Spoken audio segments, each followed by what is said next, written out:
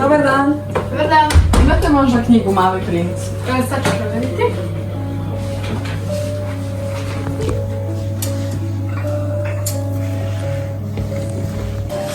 Evo. Ups.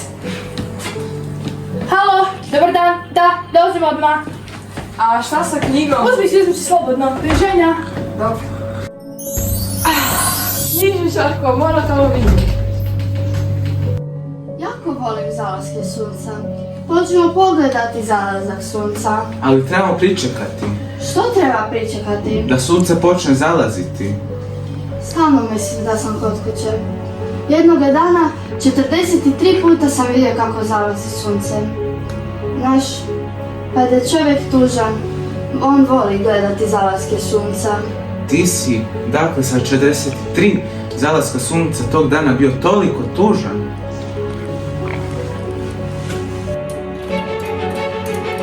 Oca jede grlje. Jede li cvijeće? Oca jede sve na što naiđe. Čak i cvijeće s trnjem. Da, čak i cvijeće s trnjem. Čemu služi trnje?